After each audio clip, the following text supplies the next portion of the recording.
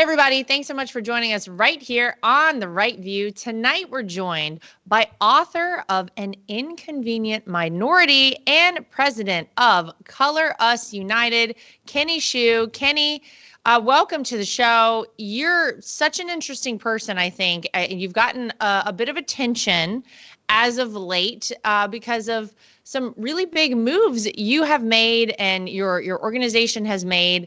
You're an author, a journalist, and president of your organization. Before we get to all of that, though, tell me a little bit about you, your start in life, and how you ended up kind of getting a little notoriety in the past year or so.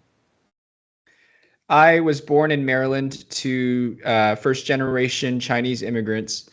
We always believed in the American dream. We always believed that hard work should help to determine your destiny. We understand it's not a perfect system, but we always want hard work to determine our destiny. And when I saw what schools like Harvard, UNC, Ivy League prestigious schools that we all wanted to get into, and when we saw what they were doing in the name of diversity, discriminating against whites, discriminating against Asians, lowering standards for Black Americans, which is, very patronizing to them. I realized that maybe the world isn't about merit-based treatment, but instead of, sitting on my lap and saying, okay, well, I'm just going to conform to the world, I felt a calling to go after this and to stand for fairness. And so that's how I wrote my book, An Inconvenient Minority, which became a bestseller about the Harvard case. You can get it now, and became president of the organization Color Us United. And tell me a little bit about that particular situation and what happened, because it is very interesting. And I'm glad, Kenny, that someone is pointing these things out, things that I think we all see all the time. And we're like, why is this acceptable? Why is it that we're just supposed to take this as what is done now and not speak out about it and not voice the fact that it's unfair and completely unfair? Tell me a little bit about the Harvard situation. Well, it is unfair, and I'm glad people are, I am speaking up about this, and other people are as well. There's this article recently you might have seen, an Asian kid with like a 1590 SAT got rejected from all of the Ivy League schools, great grades, excellent performer in many ways. And it's because Harvard views these Asians, these high achieving Asians who are studying extremely hard, making personal sacrifices. Their family is making sacrifices. A lot of these kids don't come from any money. So they have immigrant families who push them to succeed, and they do, are getting discriminated because they are too smart and they work too hard. The lawsuit against Harvard revealed Harvard's admissions process and showed that Harvard would accept with higher chances Black students with 273 points lower on the SAT than Asian students. You would have a higher chance of admitted just because you're Black. It's like a 273 point penalty for Asian Americans. And it's bad with Hispanic students and it's bad with white students as well. So this is something that I felt compelled to fight. Well, and it's interesting because national data reveals that on average, Asian American students study around 110 minutes a day. White students study an average of 55 minutes a day, and Black students study an average of 35 minutes a day. And there's a lot, I think, Kenny, you could read into with all of that. Why is it that is there more incentive for the Asian American kids on behalf of their families? Are they the ones pushing them to do it? Is it not incentivized, on the other end for the Black students within their families and their communities? There has to be a bigger conversation here. But when you see that, whenever the proof is in the pudding, if you study 110 minutes a day, you're likely going to learn more information than the person who's studying 35 minutes a day or the person who's studying 55 minutes a day. And in the United States of America, we want equality of opportunity, not equality of outcome. And what Harvard and some of these institutions obviously have been trying to do is guarantee the quality of outcome I'm sorry, the equality of outcome, because they're saying, oh, well, we really don't care that there's another person who's more qualified to be here. We're going to put you here because we want to meet a quota, or we want to show how woke we are, or whatever it might be. And I think that's a really dangerous precedent to set going forward as a country, because we obviously are not incentivizing our children in some respects to achieve anything. They know that they're just going to kind of get into a college or get a job or whatever it might be based on how they look, and not based on their merits and based on what they have actually done to prepare for these things. So I think that you were very right to speak out about it, and the fact that you're kind of calling it out, that you've written a book about it. What kind of response have you gotten? Because I imagine there are some folks who may not like someone speaking out so strongly against this. There aren't. There are people who don't like the fact that I'm speaking out against this, because I'm basically challenging the entire diversity paradigm that has undergirded a lot of liberal thought. Liberals like to believe that they're helping the poor, the underprivileged. And when I point out that their diversity policies are actually just discriminating against underprivileged Asians, they go ballistic. They don't like their worldview of morality questioned. I'm just exposing to them the consequences of their morality. That's what I'm doing. I'm also doing that in my second book, actually, which is coming out August 1st, called School of Woke: How Critical Race Theory Transformed American Education. You could look it up. And I talk about it in this book, how the liberal thought in schools has actually resulted in lower achievement for Black kids, not higher achievement, lower achievement. You look at the statistics in liberal districts, Black kids do worse relative to white kids than in conservative districts, not better. They get more money and they do worse. How is that possible, except that liberal policies fail? They genuinely fail. Yeah, and I mean, I think it's right, and it's interesting though, because I imagine when you first got involved in all this and you first started speaking out on all of this, did you think you were kind of getting into politics in any way? Did you realize how this was all going to pan out, or did you kind of discover it as you went along? Because what you're saying, I think, is right, and it's right to be discussed. The fact that, if you live in liberal areas, you are likely being failed in many ways by your educational system. I mean, despite how you may look, you're probably not going to be achieving that much if you don't have teachers who are going to teach you science and math and reading, and instead teach you some woke ideology like critical race theory. But the lowering of standards, the lowering of test scores, and those sorts of things obviously strike a nerve with people whenever you speak out about them. You point out these are happening in liberal districts. Did you think you were going to become involved with politics in the way that you very clearly have at this point? It certainly motivated me to make one of my main callings the reform of the comprehensive failure of our education system. There's no question about it, especially with minority kids, because the way that I learned, the way a lot of Asian kids learn, right? The family comes together. They prioritize education. They're doing homework with kids. They teach the kids to respect the teacher.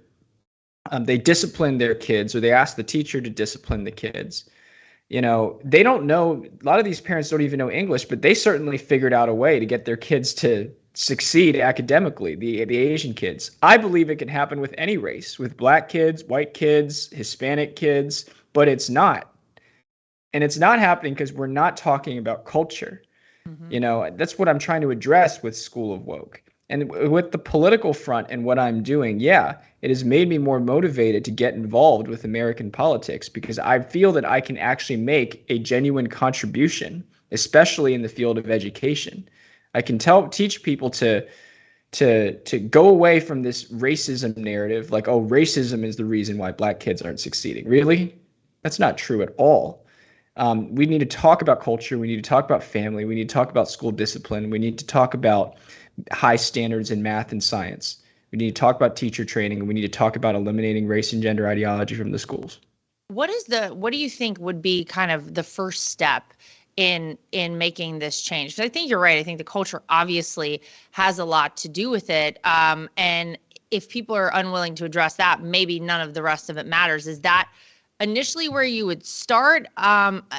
It makes sense, but that does seem like that's going to be a heavy lift. And I don't even know, within a generation, do you think we change something like that? How would you kind of start, or how would you advise, for example, our next president or the United States Congress or school boards, or who would it be that could start moving in the right direction on this front?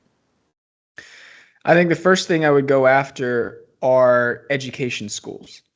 Um, Over the past 50 years, teachers have not been taught how to teach math, writing, and phonics, especially. People don't understand how important phonics is for kids to become good readers. Instead, they've been taught Marxism and critical theory, basically, saying the purpose of a teacher is to help a child to realize their own oppressed station in life. That's the point. Basically, to raise a subjugated, victimized, depressed kid. And as you see in the polls, kids are getting more depressed year after year. Right. LGBT kids are the most depressed out of all of them. We just passed. I mean, how is that possible? Except that they've been raised to be depressed by these teachers. We need to motivate them to learn. And so teacher training, I would target first.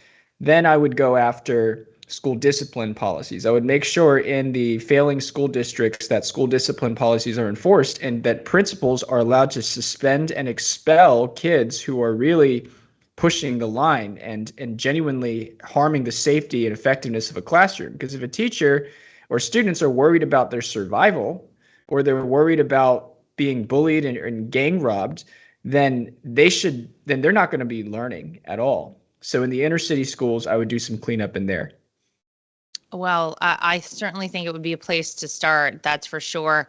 And I think you're right. Look, you do look at where the kids are in terms of their mental health right now. Gosh, our kids had to make it through COVID-19, right? A pandemic. These kids were home from school. They weren't around their peers for a year or so. The in-home learning, which obviously we know didn't work. Our kids here in America are far behind in so many ways. And then you have a teacher or an entire school, it seems like at this point, telling you if you look a certain way, you're inherently disadvantaged. And you know what? Things are probably not going to work out for you. So why even try? And what kind of a message, Kenny, is that for our kids to be teaching anyone, anywhere? That's horrible. And I can only imagine that, as you say, it probably leads kids down the path to depression and to, low self-worth, and thinking, well, gosh, if I'm not going to succeed here, maybe it's not even worth it. I'm not even going to try to get good grades in school. I'll go join a gang or something because it's not going to happen for me here. And it's really so sad to see. It's like a vicious cycle, right? That continues to just suck these kids in. And what a bad way to raise a generation. It's horrible. Yeah. I would take out the oppression curricula from our schools. People are going to ask me, well, what are you going to do about curricula? I would take out the oppression curricula. I understand our country has had a mixed past. We've also had an amazing past in abolishing slavery, emancipating the slaves. But you see at California's ethnic studies curriculum now, under Gavin Newsom, they passed a new Black Studies course where students don't even learn about the Emancipation Proclamation. They don't even learn about the Civil War. They don't even learn about why it was fought. They just learn about how America is so racist and hateful towards Black kids. Like, they read books like Dear Martin, which I read for my new book, School of Woke, that basically it starts off with a Black teenager getting assaulted by a police officer and just continues down a whole train of injustice and failure and everything like that. And it's clearly aimed at blaming white people for everything that's going on with your lives. And this is a book aimed at teenagers. And this is indoctrination. This is not teaching the reality of the way things are. And this is not teaching the reality of this country. I would go after that curricula too. What advice would you give parents right now? Because I feel like, I'm a parent of very young kids who are just starting their kind of school careers at this point, so to speak. And And obviously I'm acutely aware that these sort of things exist. So I'm paying attention. But I think there are a lot of parents out there who really feel a bit helpless in this situation. And what advice would you give parents right now, today, to kind of fight back against this sort of thing? Because I feel like it's ultimately the parents who are going to have to demand some sort of a change, demand that, we don't put this sort of curricula in our schools, demand that, you don't have teachers who are teaching your kids things that are far above any age level they should ever be teaching. What do they do? How do they fight back? Well, every generation of parents has their own unique set of challenges, right? In the 90s and early 2000s, it was body image. In the 60s, it was civil rights.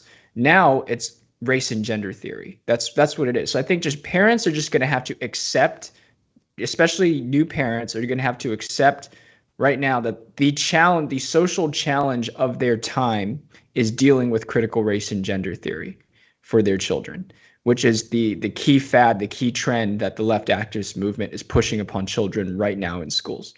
And so how do you deal with that? Well, you have to have conversations with your kids. Do you, little Johnny, look at Marcus, this black boy, a different way because of the color of her skin? No, I don't. I just like playing with him. Right. That's how we should be treating each other. We should be treating each other according to our character, little Johnny, right? Not according to their race. It doesn't matter what they look like. If they're a good friend, they're a good friend. That's what we should be teaching and reinforcing in the household. It's more than just going after the bad people. It's also remembering the colorblind good norms that we have been progressing as a country towards before this critical race theory and gender theory started exploding into the classroom. Well, your latest fight had your organization raising awareness on the DEI, diversity, equity, and inclusion policies that UNC Medical School was adopting. And obviously, Kenny, you live in North Carolina. You live right where I went to college. I went to NC State. You live right around that area. And so I remember hearing about all of this happening. Tell us a little bit about what happened with that situation.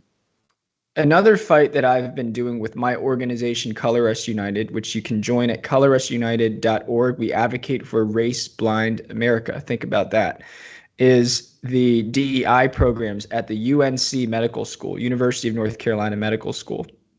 They had been implementing unconscious bias trainings and anti-racist curricula that basically said white supremacy is the public health threat of our nation right now. Wow. Not diabetes, not heart disease, not kidney failure, white supremacy. And imagine if you're a medical student and you're being taught that, which they are. An eighth of their curricula is devoted to this kind of thing. Wow. So we have to fight back. And I started calling him out on it. I went on social media. I published articles. I investigated. I talked to doctors. I talked to the board of trustees at UNC, who are generally more conservative because this is a public university in a redder state. And they listened, and in February, they banned the use of required DEI statements that professors had to sign in order to be admitted or tenured as a faculty member. And a couple of weeks ago, they walked back their DEI task force that made 84 different recommendations to DEI. So we showed that public pressure can affect genuine change and can change a culture, but we couldn't do it without the help of over 5,000 North Carolinians who went on our website, colorusunited.org, and signed our petition. So we have new targets coming up, new med schools to target. But you should join our mailing list to stay in contact with our campaigns. I mean, please, let's keep fighting this crazy stuff. The thing that always interests me when you're talking about, especially medical schools, is the fact that, look, you kind of detailed for us in the beginning of this conversation that there are kids who are getting into Ivy League schools with far lower test scores than other students solely based on their race.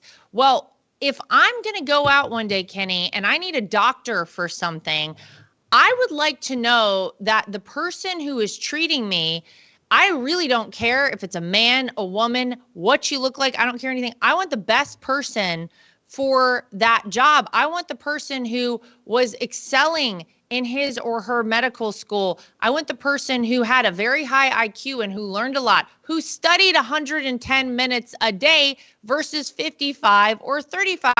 That's what I'm looking for when I want a doctor. Yet I think a lot of people look down the line, say 20, 30 years from now, and they're thinking, well, what kind of a group of doctors are we going to have in this country if instead of admitting people to medical school based on merit and based on their test scores and the things that would be logically assessed to admit them, instead it is based on how they look or based on their race? That's terrifying in so many ways.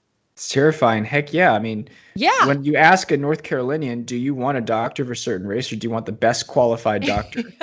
I mean, is that even a choice? Right. You know, unfortunately, these days it's starting to become a choice. Do you want the diversity admit or do you want the admit based on merit? And it's sad, you know, UNC has the opportunity right now to just put an end to this policy that they know is going to hurt North Carolinians' healthcare in the future. So we are urging them to ultimately renounce DEI as an ideology. And we're still continuing our fight at UNC Med School for sure. Well, continue the fight. Look, you deal with this stuff on a daily basis. And so I think when you talk about any of the acronyms, ESG, DEI, CRT, it gets very confusing for people. There are so many of them out there. I think a lot of people are kind of unaware what all these mean, what it all means for them. What do you think the average person maybe is completely unaware of that's going on right now in our country that we should be aware of as it relates to all of this stuff? I mean, I'm sure there's a lot to choose from, right? I know. There's a lot of acronyms to choose from. Yeah. How about this? Merit. How about this? Merit. Because all of these things, whenever you compare an ESG movement or CRT, I know it's a lot to keep track of. Just think about one word. What does this have? What does whatever they are prioritizing or they are suggesting have to do with merit? CRT is about how America is a racist country and how our systems, how we need to have reparations towards people on the basis of their skin color. Irrelevant from the point of merit. Your skin color has nothing to do with your merit. ESG is about how businesses need to be reevaluated based on their compliance to certain social and cultural goals. What does that have to do with the value proposition of a business? Nothing. It has nothing to do with it.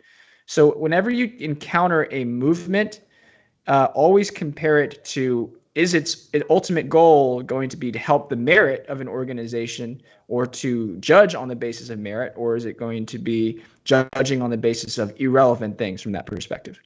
Well, amen. Let's all start thinking about that. I mean, I always think about, not just with doctors, but just in general, what sort of a generation are we raising right now in this country if they are learning these things, if they're learning that really you don't have to try, you don't have to work for anything. It can kind of just be handed to you.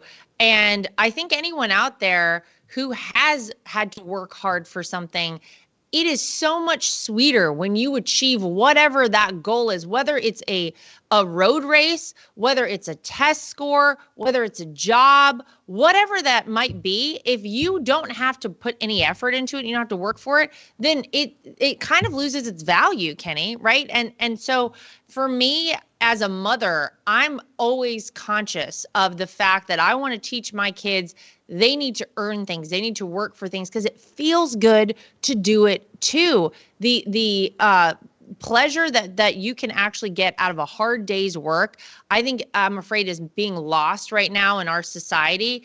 And I love that you're aiming to bring it back and remind people that this is how everything should be judged. It shouldn't be judged on anything else. You got to put in the work to get something out on the other side of it. So love all that you're doing. You mentioned your second book. It's due out, I believe, in July. August 1st. Oh, in August. Okay. School of Woke, How Critical Race Theory Infiltrated American Schools and Why We Must Reclaim Them. I think that this kind of thing is something that every parent needs to be conscious of, be aware of. How can people get a hold of it? What do you hope people take away from this particular book? Yeah, and remember that this is the social issue that parents are just going to have to deal with of this time. So yes, let's get educated on it. You can get it on Amazon, Barnes and Noble, IndieBound, wherever books are sold, your local bookstore. Follow me on Twitter at Kenny M. Shu, where I routinely commentate on these topics. That's Kenny M. XU. And yeah, go buy my book, School of Woke, out August 1st. How old are you, Kenny? 25. How did you get so smart with all of this stuff? I feel like a lot of people, I mean, honestly, you seem very, very mature for your age. I'm sure people tell you that all the time, but you have a knowledge about these things that I think eludes a lot of people twice your age. And maybe some of it is that you've got the guts to actually speak out about it, because it's not easy to talk about these things. Anyone who dares to kind of speak out about them is obviously pressured to keep your mouth shut. Don't talk about it. I'm sure you've been called every possible name in the book. But what was it that, I mean, your parents must be proud of you. You must have felt very drawn to this topic and really kind of setting things back around right. And I love that you are one person, but you're making such a big difference in this space, I really believe. You know how some people they discover a piano at the age of 4 and then they're just they become excellent piano players? Yeah, that's going to be one of my kids, I'm sure. No, by 16 or 17, they're playing in front of millions of people. It's that was me and writing, but particularly writing about race and culture. Wow. It's just weird. That was just me all along. Yeah. Well, I think it seems like it's worked out for you. Speaking of writing, I don't want to get off topic, and I know we're going to wrap this up in a minute, but give me your just general thoughts as a 25-year-old about things like Chat GPT. I know we didn't even say that we're going to talk about this, but the other night I was trying to write something for myself, and my husband's like, why don't you just use Chat GPT? And I was like, well, because that feels like cheating to me. That's also a scary one to me, because is anyone going to even write anything anymore, Kenny? Or are we just going to rely on artificial intelligence to do it, which we know probably leans left, right? And all of its unconscious thoughts. Yeah, right. I know what that's all about. That's really scary to me too. Talk about kids in college and kids in schools. How do we know anybody's ever going to even learn to write anything again? I don't think they will. How do we know that anybody, and with regards to my situation, how do we know anybody is going to submit an actually written personal essay in the college application process anymore? Exactly. So the next step has to be, when you judge people for college apps, you need to make sure that you do it in some setting where they can't cheat, Yeah, we're just lock kids in a room. This is like the old-fashioned way, Kenny. Put them in a room, give them a piece of paper and a pencil, get all the screens out of there. I mean, honestly, in some ways, I'm like, maybe just we need to have one of those solar flares that takes out the internet for a while, and it would really kind of reset things here in the world, because it seems crazy that these things are happening, but it's true. And I'm just like, wow, how did we get here so quickly? It's kind of wild stuff, but I guess here we are, 2023. Well, Kenny Shu, thank you for joining us on The Right View. Keep doing what you're doing. As a parent of 2 kids, I say thank you. As an American, I say thank you. As someone who just, wants people out there to tell the truth about things and not lie based on, some woke nonsense. Thank you for doing what you do. I think it's awesome. Thank you for spending some time with us. Where can people follow you again? Give them the info. Oh, great. Thanks. It's at Kenny M. Shu, Kenny M. XU. That's my Twitter and Facebook and Instagram handle. So go find me there. We're going to find you. We're going to follow you. Keep up the fight. Keep up the good work. Thank you for joining us here at The Right View. To everybody at home, as always, make sure you like, subscribe, share, and follow. And we'll see you back here next time for more of The Right View.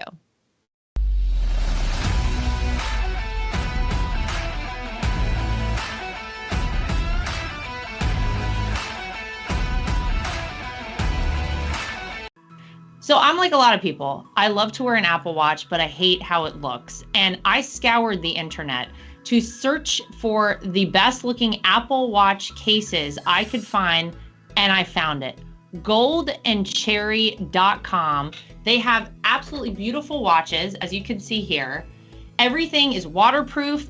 Everything looks good with different outfits. You can get sporty, you can get fancy, but they are great quality, made out of Delaware in the United States of America. And they have been kind enough to give me a promo code that I can share with you if you want to get your hands on one of these as well. It's Lara T, L-A-R-A-T is the promo code to get yourself a discount at goldandcherry.com. And not only do they make Apple Watch cases, they also make great products for iPads and iPhones, keyboards, your desktop, everything you could possibly need. Goldandcherry.com. Use promo code LARAT so you can get yourself one of these today too.